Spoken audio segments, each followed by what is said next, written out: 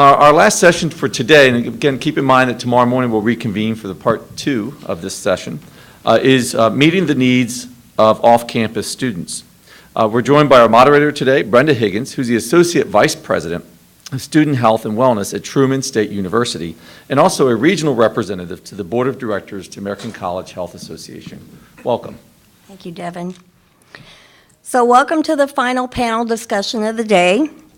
I will be moderating this discussion, and today we're going to examine how institutions can anticipate and meet the needs of their off-campus students and commuter students. An increasing number of college students live off-campus and are separated from the resources, programs, and interventions that campuses may make available to them. We'll discuss how the needs of these students differ from our on-campus students, challenges in understanding and monitoring these students, and the subsequent delivery of resources, as well as considerations that should be made based on the students themselves. I'm going to let our panel introduce themselves to you, and when they do so, I'm also going to ask them to talk about the type of support that's offered to their off-campus students and where it's housed in the institution, whether it's student affairs, academic affairs, community engagement. So we'll just start down at the end. That's me. So I'm David McBride. I'm the director of the University Health Center at the University of Maryland. We are a public land-grant institution in College Park, Maryland. I would call our setting probably suburban, though we're close to 2 major metropolitan areas. So the support for off-campus students comes in a variety of different ways. I would say most of it is very functionally associated with finding a place to live and sort of renters' rights kinds of things. And I'm feeling convicted after the last session, really much less about meeting the basic needs of students. We have an office within our Stamp Student Union who has some focus on off-campus students. We also have an office within our Division of Residence Life who does something similar. And then in terms of meeting social needs of students off campus, I'd say we share that within Student Affairs sort of broadly. Good afternoon. My name is Cory Peterson. I'm the director for the Office of Neighborhood Life at Georgetown University. Georgetown also is a private Catholic Jesuit institution just up the road. It was a long commute to get here. And we have 5 full-time staff in our office. Our office supports all of our students off campus, including our undergraduates, which is approximately 1,100, all of our graduate students, which is approximately 5,000, and our 800 medical students. Law school has its own support service downtown, but we also do support our 2,000 School of Continuing Studies students that are downtown because they're kind of landlocked down there. We provide a bunch of different resources similar to the University of Maryland, including housing resources, but we do have 5 full-time staff members, including 2 who live in the neighborhood. So if you're familiar with Georgetown University, we are bordered on 3 sides by neighborhoods, and to the south, the river. And so that obviously creates some complications there, but we also have a great concern because we are housed in the Office of Community Engagement and Government Affairs. So that brings a different lens to it, but we partner very closely with the Office of Student Affairs in the support of our students. Good afternoon. My name is Jake Baggett. I'm the Assistant Vice President for Student Health and Well-Being. I'm with the University of Alabama at Birmingham. And UAB is a relatively young institution. We're getting ready to turn 50 years old. We're in the largest city in the state of Alabama, and occupy about a third of the city's geographic presence itself. So we're a major part of the community. The university continues to grow every year, and so housing is an area, and off-campus student residents, off-campus student issues are something that we are contending with. Just a couple of years ago, we established a new division of student affairs. We were without that for a period of time, and as a result of that, we've kicked off a number of new initiatives. The most recent one is the Office of Off-Campus Programs. So it's in a brand new student union. It's on the ground floor, so it's kind of a prime location for prime support for that part of our community. Thank you, panelists. The first thing we're going to talk about is the socioeconomic challenges of our off-campus students. And I'd like to ask my panelists if the challenges that off-campus students experience are different for different groups of students. For example, those who are commuting versus those who just choose to live off campus. And Brenda and I talked about this on the phone, and I think there are very different groups of students. So, for example, we have some very sort of luxury, high-end properties in which students live off campus, and often we're more concerned about sort of managing student behavior and decision-making for that group. And then the students who are really struggling socioeconomically are meeting a whole different group of challenges, are living in lower cost housing options off campus. So I think there's a big disconnect between the social needs of those sort of, so much of our resources, or as I was listening to the last panel, goes into the bad behavior of our rich white kids. And so little is really focused on the needs of students who are struggling in other ways. So it was quite a stark difference for me as I thought about those different populations. Yeah, I would agree. It's Georgetown is unique in that we have a 3-year live-on requirement, and unlike Maryland, where there might be a lot of apartment communities and other locations for our students to live, the option for them off campus is typically private homes that have been converted to group homes. In the district, you're not allowed to have any more than 6 living in a home, and sometimes those rental prices can climb as high as $12,000 to $15,000 per month. So this is a definite challenge that we face at Georgetown.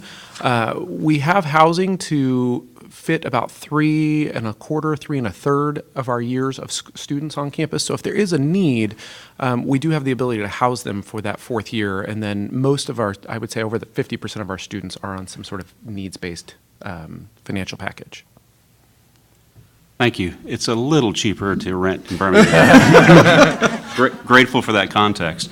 UAB, being in a metropolitan area, we struggle like any institution in that setting in terms of keeping up with the demand of housing and the geographic limitations of the space itself.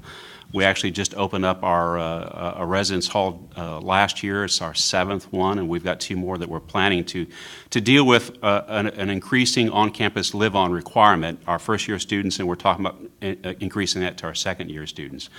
Interestingly enough, some of our senior upperclassmen would like to stay on campus and continue their experience there, but that's going to be challenged by our inventory of housing as our enrollment grows and that need continues to increase.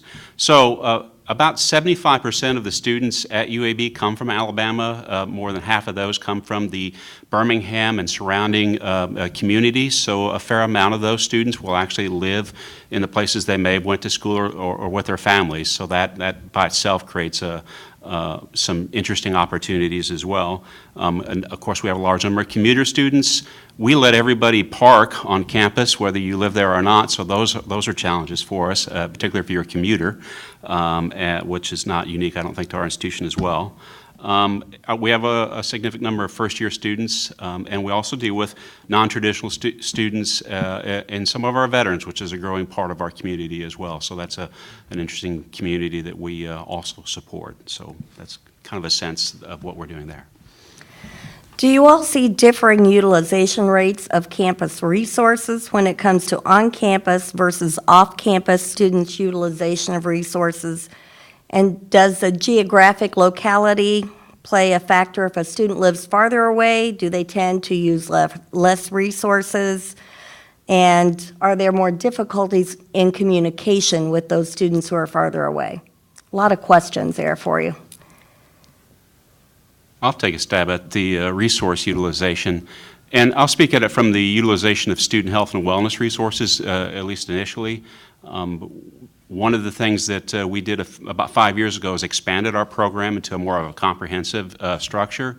And what we noticed is that prior to that, the students that we were serving were primarily professional graduate students. But now with the new facility and the expanded resources, we address more of a traditional mix of our students. But the students that live in the community or originally from the community tend to go to where they've always went before, and so that's limited. That's impacted who uses our services. But as we expand our on-campus housing, the numbers have definitely shifted, as you might expect. One of the things that we wanted to address with our new off-campus housing office was a place for them to anchor from when they come to campus, because very often they're there from 8 to 5 or so, depending on what their class schedule is, and we needed a space for them to stay when they weren't in classes and so forth, if they wanted to stay on campus. So this is an interesting question. I actually would break this up by student population. I think our undergraduates continue to use the resources available to them regardless of being on or off campus. I think it changes dramatically with our graduate and professional students, and I would agree with that it's when they become graduate and professional, I don't even know if it's not necessarily that they won't utilize the resource. I think sometimes it's they don't even know the resource may exist or that it's an option or available to them. And that's been a big push of our office, is trying to educate our graduate students that there is available options to them on campus. We've also expanded our office hours and shifted that from time to time to accommodate our graduate students, because all 5,000 of them will be commuting to campus. They either park in our garage or park in the streets or take public transportation. So there is some need there. It does, I think your question about how far away does that go? And I would say, I mean, I don't have any data to prove this, but anecdotally I could say that as it kind of wavers out, I would say that less people use those resources. They may use the city or the county resources that may be available to them. And we're also unique that Georgetown is right on the cusp of the border of Virginia. There's lots of great resources there in Arlington County and the cities there. And then we have a lot of students that also stay up in Silver Spring, which is just on the border there of Maryland and Southern Maryland, and can utilize those resources for our graduate students. So interesting. Yeah, I think similarly our undergraduate students tend to inordinately use on-campus services. Our graduate students are an interesting socioeconomic mix into themselves, because their stipends are quite low, even comparable to other institutions within the Big Ten and around the area, and they often have families. And so I will say that they are struggling to a greater degree than our undergrads in general, and may or may not know that we exist, to your point, on campus, or that they can use us. Another interesting bind that our grad students get into is that if they have a 9.5-month appointment as a graduate student, they lose their health insurance in the summer. So there's 3 months during which they have essentially no way to access health care. And some of those students, even who see us typically during the school year, will delay any medical care over the summertime until their insurance kicks in again. So that's something that's a bit unique in service delivery to that particular population. Well, following up on the difference between graduate and undergraduate student groups, do we notice a difference in food insecurity among those two groups? We just did our counseling center and us and dining services collaborated on a study of food insecurity at the University of Maryland, and graduate students had a higher level of food insecurity on the average than the undergrads did. In addition to the other populations who are typically associated with that, international students, some of our African American and Latino students were affected disproportionately in food insecurity. Particularly grad students who have children were a group that were struggling with food insecurity, and we got some text responses from students saying, I'm saving my money to feed my kid, so I'm not feeding myself. Or they're going to different events on campus and getting food from events that's left over as a way of feeding themselves and their families. So we definitely see a difference in grad students. Yeah, I don't, that's a good question. I don't know if I have any good data on that. I know Georgetown, just this last week, we opened a food pantry that we are trying because it's been brought to our attention, particularly with our graduate student government, that there is some food insecurity, particularly with our undergraduate students. And so, I wish I had more to say on that, but I know that that's something we're focused on right now. And I don't have specific data about UAB. I would point out that UAB is the largest employer in the state of Alabama. So with the health system and the campus, we have about 24,000 employees, and around 21,000 students. And we actually have a combined food pantry, Blazer Kitchen, for both faculty and staff and students, and we find that there's a fair amount of use from both areas. I don't know that I could tell you how it breaks out with graduate and undergraduate students, but we do know that's a problem in our community and have addressed it in that way. Well, speaking of graduate students and graduate students with families, how do you reach out to those folks to let them know about the resources that are available? Yeah, communication with graduate students is challenging. I'll give an example. So as part of our campus plan and our city requirements, we are required to know where all of our undergraduates, graduate, medical, and law students live locally. That is challenging. The penalty if they don't provide a local off-campus address is that we hold their registration so they can't register for class. That seems a little weird because we want them to get a degree. But that's where we're at. And so we started this year, this is a new requirement for us, and so this year we started by emailing both their personal and their Georgetown accounts and started whittling it down. We're at about 91% that have complied of our graduate students. So we're finding that even email isn't necessarily the best way to go about it. The university has created what's called the Graduate Gazette, which is a weekly newsletter that goes out from our Office of Communications. Our office also provides a weekly newsletter that we send out that those graduate students that live in the neighborhood receive it. So we kind of shrink that population down a little bit. And then our graduate government, our student government called GradGov also sends a weekly email out. And through all of those, you can see a lot of cross postings to see what we can get out about what resources are available, what events or programming opportunities are available.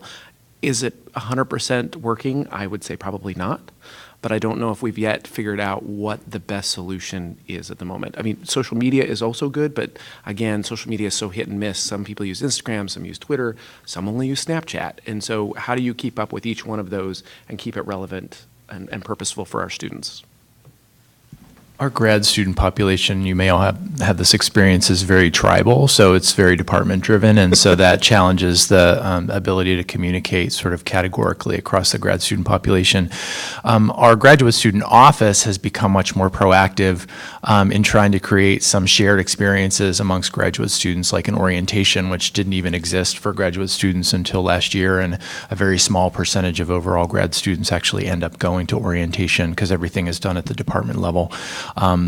So we've had some success, and I'll use the example of immunization compliance, reaching out directly to graduate programs, particularly ones where we know there's a high percentage of students who may need particular kinds of immunizations like TB testing. We have large international graduate student populations in our School of Business and in our some of our engineering programs. So we've made direct connections with those department administrators as a way of trying to create that connection, but it's almost like there's no one-size-fits-all way of communicating. And the same is true of our undergraduates. Our undergraduates, and you may all have the same experience, don't read email. So we send them like 25 emails about the insurance waiver requirement, and they haven't read a single one of them. If we had posted it on Snapchat, I actually think they might get it, but I don't know how to use Snapchat, so. Well, we're not very unique in that respect either. One thing about UAB in Birmingham, most of the graduate students are connected with our health sciences or professional schools, and so the campus actually is not intentionally divided, but it realistically is divided into the medical campus and then the rest of the main university of the academic part of the campus. Most of the graduate students work in labs and other kinds of offices on the medical side of the campus. And so there is that physical sort of disconnect there because they don't often leave those labs or those research spaces where they're doing their work with their faculty. And so we've had to really be intentional about reaching out to the graduate school, working with the departments. We are also very tribal, which is a word I hadn't used, but we're definitely connected that way to try to improve our communication. We use other forms that were described here as well, but with varying degrees of success. But those are the things that UAB is, because it is young, the colleges are really still feel a fair amount of independence, and we don't necessarily have a well-coordinated communication plan across that space. Sounds like a challenge for all of us, but we're all doing our best to reach them in multiple ways.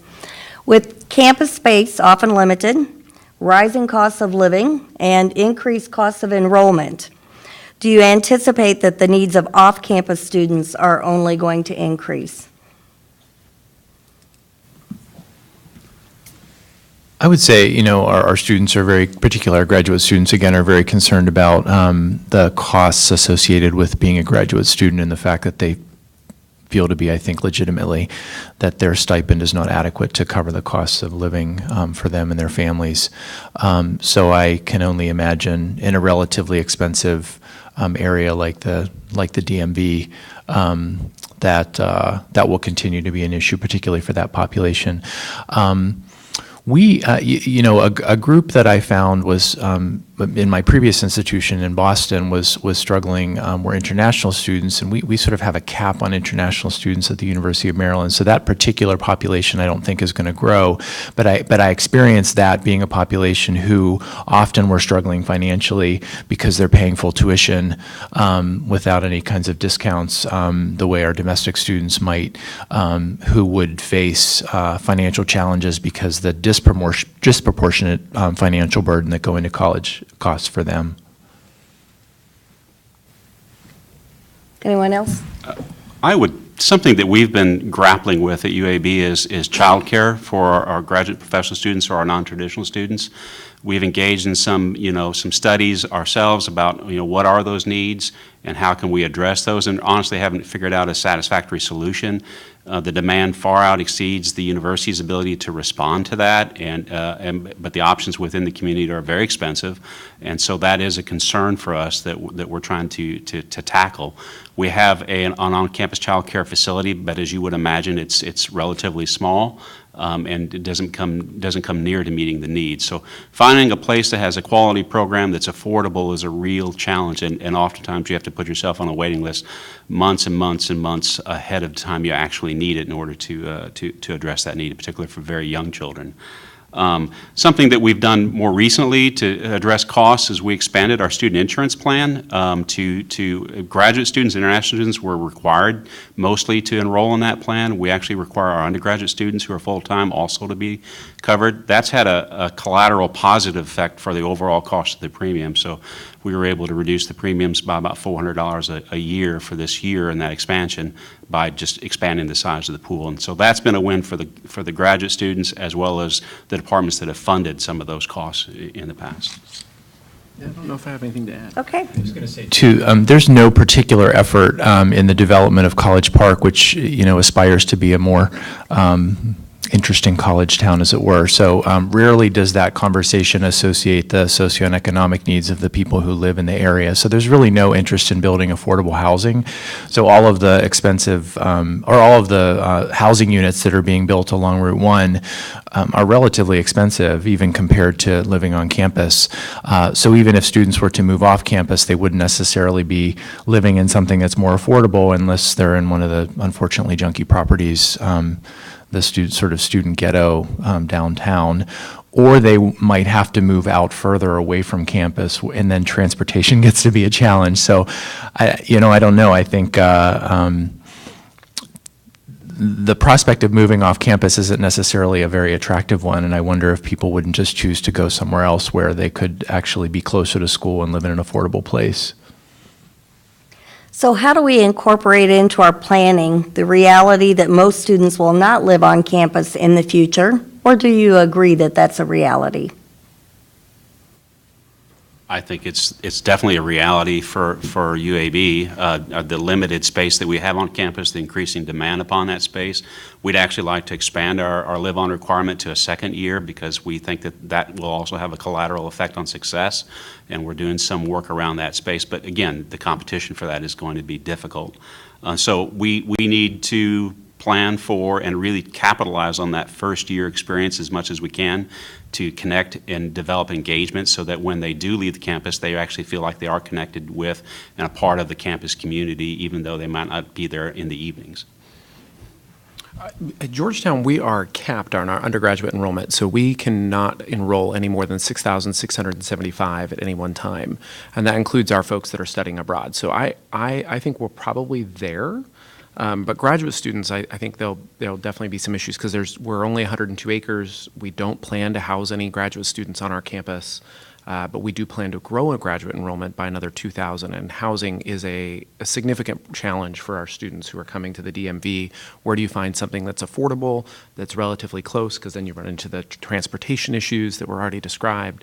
And so we've been trying to find partnerships with other folks. We've got a partnership actually with We Live in Crystal City, where we've got 36 units there, about 50 students, 60 students of our students are living there this year, and we hope to expand that out to maybe another 100 there next year. Yeah, I think our campus plan includes continuing to move more students on campus. We're at about 14,000 on-campus students. So I think there is this competition between us and the community in terms of getting people to live on campus. I think for the engaged student, the campus experience continues to be a very attractive one because they can be involved in on-campus activities in a way that's more difficult for off-campus students.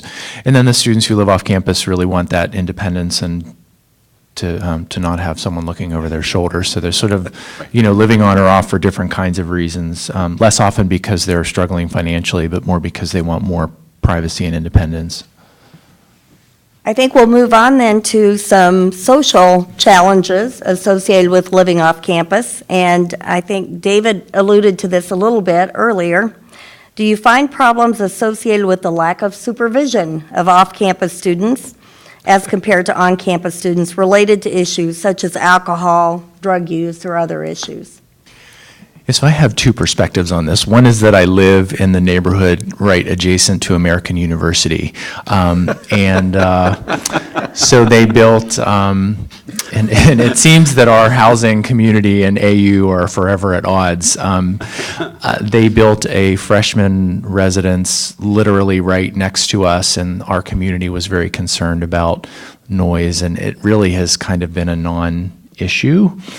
On the other hand, the students who move down into Chevy Chase are very disruptive in the community. And I don't know if you all heard the story about the police went into the house and did a breathalyzer on the air in the house, and it was over legally drunk. So, so definitely students who move off campus, I think, often are encountering the kinds of unwise social choices that are less that are better controlled when they're living on campus. I'll say for our institution at Maryland, one way that we've sought to address this is we've extended our code of student conduct to the off-campus community. So if you're cited for something off campus, it essentially carries the same weight as if you're cited on campus, and that may be somewhat of a deterrent for off-campus students. And then we have our sanctioned fraternity houses where the students tend to be relatively well behaved, and then the satellite houses where their behavior tends to be less controlled. So again, the populations are different depending on who you're talking about. You made me laugh about the American University because we definitely, having 3 neighborhoods around us, this is a struggle for Georgetown on an everyday basis. Our code of conduct does extend off campus. We do enforce it regularly. We actually have a program called SNAP, the Student Neighborhood Assistance Program, which is basically like professional staff, kind of RAs, that drive the neighborhood from 10 p.m. to 3 a.m., and look for parties, look for drunk students, look for any sort of disorderly behavior, and we'll take a report and forward it to the Office of Student Conduct. And they do break up parties, sometimes as many as 300 people at a house. It's run out of my office. There's about 45 full-time staff members who work part-time at night doing this program. Our office also employs off-duty Metropolitan Police officers 7 days a week from 11:30 p.m. to 4:30 a.m. on the weekends and 11:30 p.m. to 3:30 a.m. during the week for the exact issue of students going off campus to socialize and enjoy that that nightlife without having an RA or a community director over them. It's another purposeful reason why we have 2 community directors who live in the neighborhood who work for my staff, or work on my staff, is so that they have that ability to also be out there should we get a call. So for example, we operate a 24/7 helpline that is both for students and community members. So if a student was in crisis, and we've had students in crisis before that have called the helpline, in the recent time, we had a student who called because their partner was considering harm to self and called the helpline. It activates my staff who's on call. We share that on-call responsibility a week at a time, and then we can respond. But neighbors can also call, and we got a call last night at 9:30 because there was a party 2 blocks from campus. And so our staff responded, broke up the party, and that'll be forwarded to conduct tomorrow. We also patrol the neighborhood and do trash citations, which is lots of fun. We don't do like American who will do parking tickets in the neighborhood, but we do trash citations as well. So, and I have lots and lots of data on that. And we do lots of education. So the one thing I will say is our students should know what's coming to them, because as they come to orientation, they'll get this fun little book called the Hawaii Living Guide. Everybody gets it as when they come to orientation, and in it we have this, what I call the color threat chart, which is where they go down, and on a second or third violation, we reserve the right to suspend them, or in lieu of suspension, we can move them back onto campus. And in the 5 years I've been in this job, we've done that to 3 households, where we've said, you're such a problem in the neighborhood, that the disorderly behavior has become such a community nuisance. We're pulling all of you back onto campus, which means you still owe that money to your landlord, but now you are also going to owe the university for that housing that you are now about to take. So social behavior is definitely a challenge, particularly around alcohol. So UAB, because of its growth, both physically within the Birmingham community and its population, we sometimes get in stressful relationships with our neighbors, particularly those in the residential communities around there, because sometimes we will acquire property as it becomes available and sort of expand our footprint. But we're trying to be very intentional about how we use that space, and we also are pretty intentional about how we create green space or protect green space on the campus as well, to sort of create a buffer between the campus and the community itself. Students who find themselves in trouble, off campus, we may not necessarily know about, but we do have a very large and active police department for the size of the institution that we have, and they're very connected with the Birmingham Police Department. But there are several communities around the periphery of Birmingham that we don't necessarily learn things about. So if a student finds themselves in trouble after hours because of behavior or some sort of threat or crisis, we actually will get contacted via phone call from the police department. We have a staff at our Student Affairs Division that then will respond accordingly based on what that is. And of course, conduct comes into play as well if that's an issue as well. And I think this concept of a campus community partnership is really important. The University of California schools did a study on this kind of approach in putting patrols of both university personnel and local police out into neighborhoods, and found that there was a significant deterrence of selected kinds of bad behaviors. So we found that to be helpful too, and I appreciate that on Georgetown's behalf, given the fact that I'm a resident of the district. So one of the things that Georgetown does, just quickly on that, is it's called the Georgetown Community Partnership, and it was founded 5 years ago. In the district, you're required to file a campus plan every 10 years. They're highly contentious. American if you want to grow your enrollment, you need to amend it. And to give context to that, in 2000, when we filed our plan, we were in litigation for 7 years. So in 2010, when we came up, so it's bad business, right? You're 7 years at odds with your neighbors. It also doesn't allow you to build a new building or grow enrollment or do anything of any sort of importance that would grow the institution. So in 2010, we said, you know what?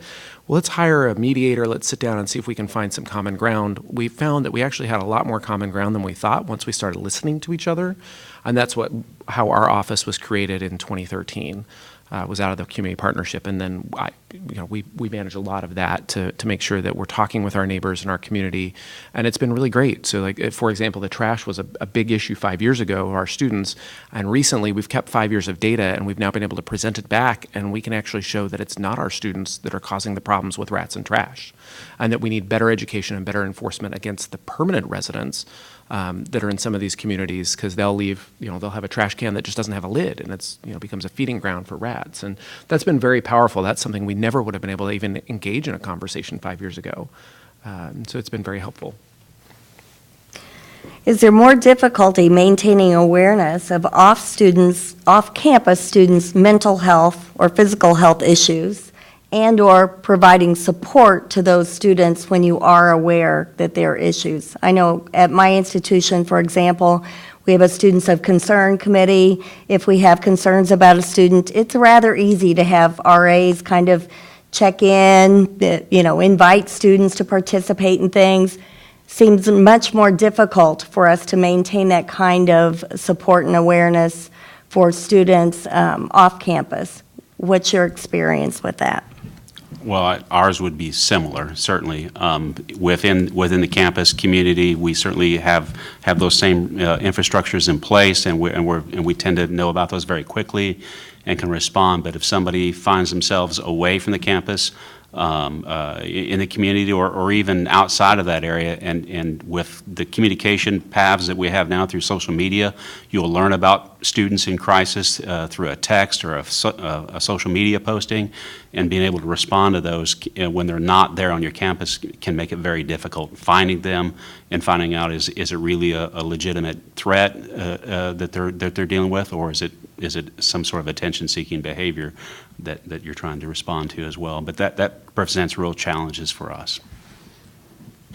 And I think it's also difficult to know when you find out about, for example, someone who's been hospitalized off campus, sort of how much to engage, because it can be a double-edged sword. Sometimes not knowing is better than knowing. From a liability perspective, anyway.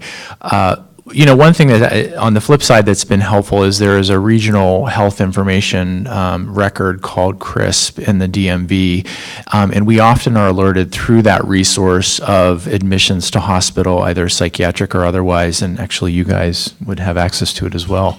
And we do try to do outreach to those students, even if they're not living on, just to make sure that they've got some kind of connection. Often they do have psychiatric providers in the community. But the classic case, I think, is the MIT one several years ago, where there was this tension about, do we keep the student in-house and try to manage their mental illness on campus, or do we send them out into the community, because you lose control once you send them to a campus or an off-campus provider. And I think that's a sort of a forever tension about where it's best to manage students. The downside of having them on is, as we said on the phone, it's tragic to the community, to the residential community, to have an on-campus suicide. On the flip side, you don't have control as much or ability to support if someone's living off campus, so it sort of creates this natural tension. At Georgetown, we have there's an office in student affairs called Student Outreach and Support. It's got 2 full-time staff members who do much of the work that you described. They hold a weekly case management meeting, and our office participates in it. And I will say, for the most part, it's 90% on-campus students that they're talking about. But there are about 10% that come up that are students of concern off campus.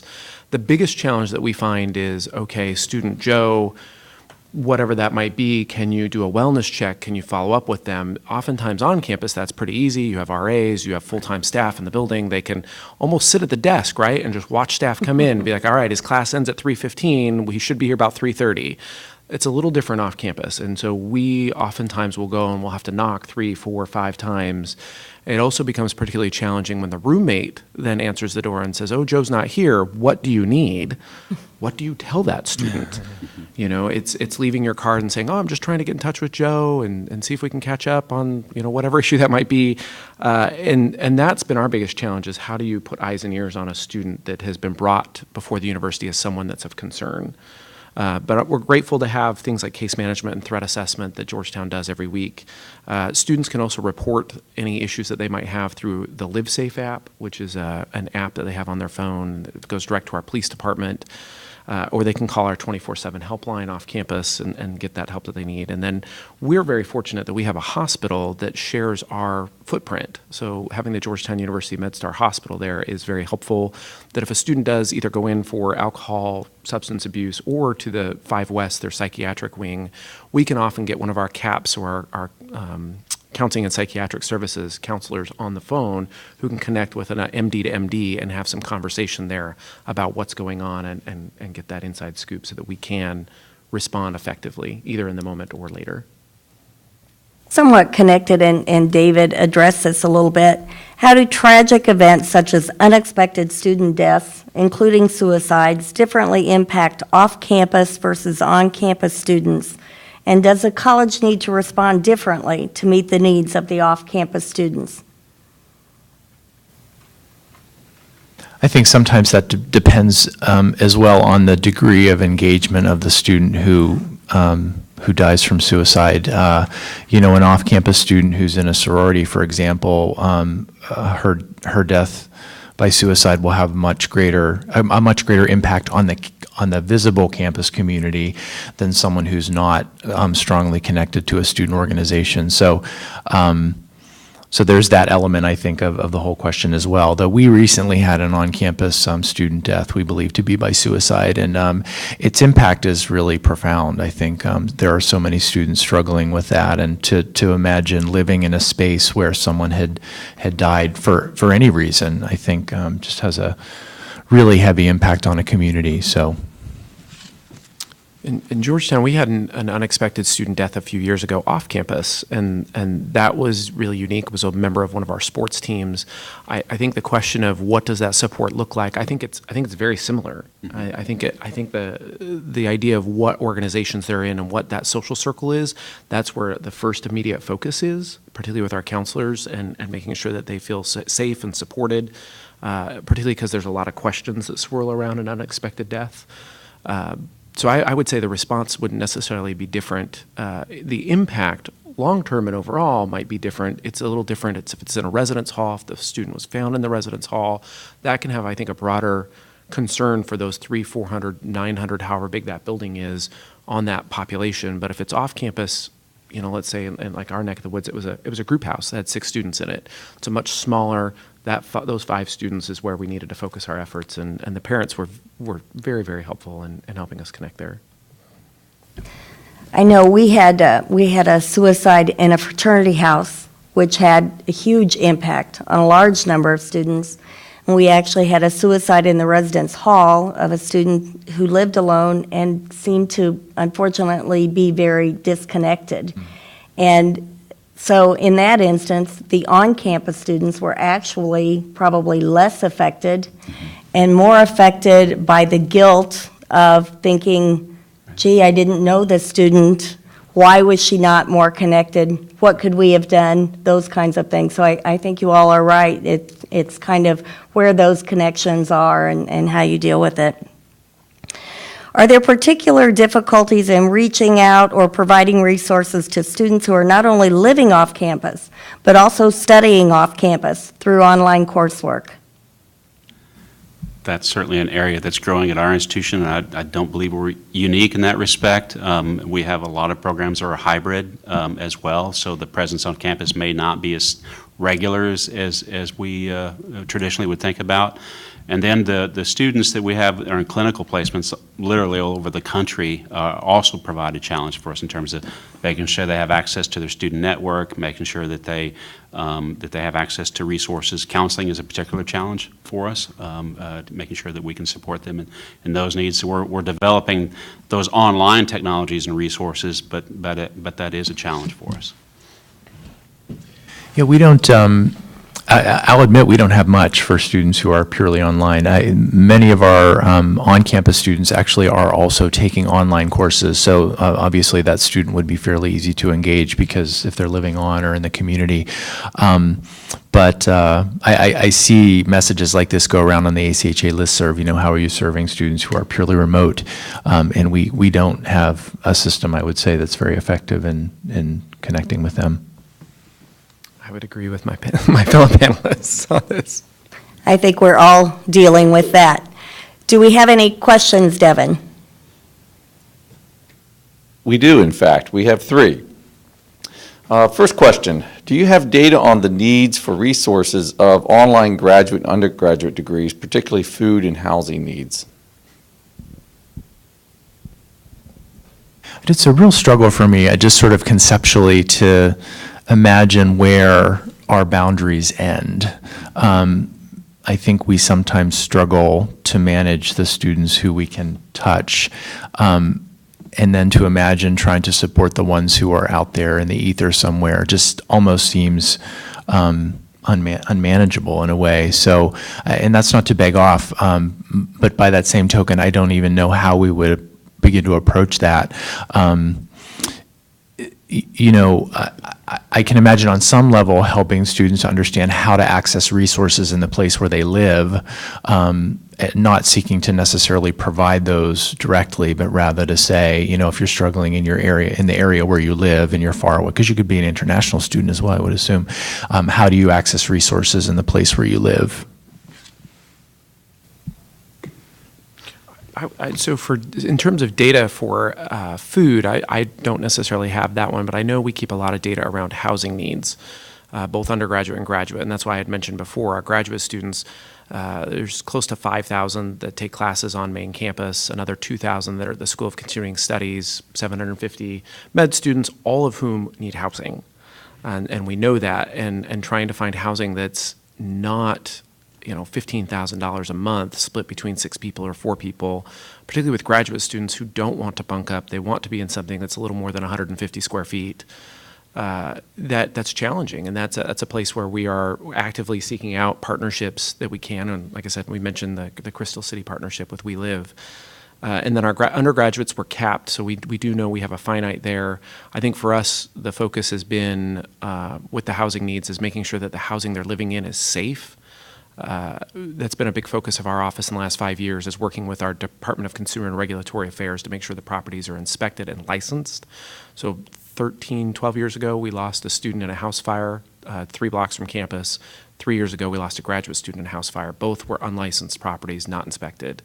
And so to help with that as well, after we collect all this data, we run it through a public access database, find out who's got a license and who doesn't, and then we report it. I fill out an affidavit, and I go to the city, and I advocate for that, and then we put their folks to work doing the inspections to make sure our students live in safe housing. And then I have a nonprofit organization that donates fire safety equipment to us to give, which is helpful. I know that was a little off topic, but. Our off-campus programs, those online programs, are largely graduate-level programs or certificate programs. Students that very often are already professionally engaged someplace and have resources. So we don't have any specific data about that, but that's the population that typically is our growing online community. The same comments I made previously about the ability to get them connected with resources. We made some changes in our insurance plan to provide them greater access to health care, but mental health and counseling needs are also a challenge. Do you have any programs that engage students that might not have otherwise participated since they live off campus? And otherwise, how do you make them aware of some of these programs if they're not on campus? That was literally the point of our off-campus office that we just opened in our new student center, is to have a space there that was readily physically visible to them and inviting, and create a place for them to be connected with other activities. Our campus recreation center also provides an anchor for a lot of students that they may, we're seeing an increasing engagement with those students who are freshmen, but then they continue to engage, as they become upperclassmen and when they move out into the community. And so that also keeps them connected back with the campus, and we'll pick up on issues that come up through their activities as well. 2 things come to mind on that. One is, transfer students are often have a bit more of a challenge connecting, and so there's it's actually a credit course called Transfer to Terp that students can enroll in and get connected. It's similar to our first year experience course, but sort of tailored to the transfer student. And then the other population that comes to mind are veterans, and our Veterans Affairs staff are very active in outreaching to that population and trying to get them connected to one another and into campus activities. Last question we have here is, do you ever offer programs at off-campus facilities where a bulk of the residents are some of your students? I think they're called fraternity parties. They're not sponsored. Yeah, we struggle to get students to come. It's a little bit hard to throw a party as a 50-year-old health center director and have it be cool and have students show up. So I feel like in some ways we're fighting our identities and getting students to come to those sorts of things. They're much more interesting off-campus options than what we might be able to dream up. Georgetown, no different there. Obviously, we do have off-campus fraternities and sororities that are not recognized by the university, so they have no access to benefits, which also creates its own unique challenges. I'm sure there's other institutions that are similar in there in that respect. But we do some social gatherings, non-alcoholic, so we partner with some local restaurants in Georgetown, where one of them is called Via Umbria, where we do a pasta making class. They have a private chef who we do it for about 20 students, and it's just an opportunity to learn how to make food and prepare for some friends and sit down, and it's got a big long table where they all eat afterwards. We're doing a haunted Georgetown tour tomorrow for about 40 students, and these are all very well attended programs that we have, but the one that I like most that our office does is we actually reach out to our local community, because we have some very prominent alums and prominent neighbors who live in our neighborhood. Scott, who is an astronaut, lives a block and a half from campus. Madeline Albright lives in the neighborhood.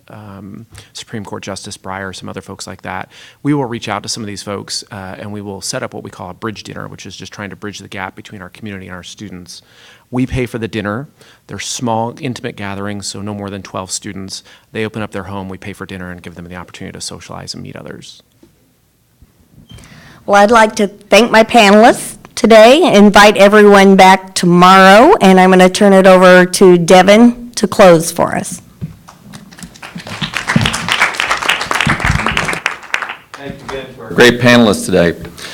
Just thank you again for taking time out to join us in person, and also a lot for the live stream for today's summit.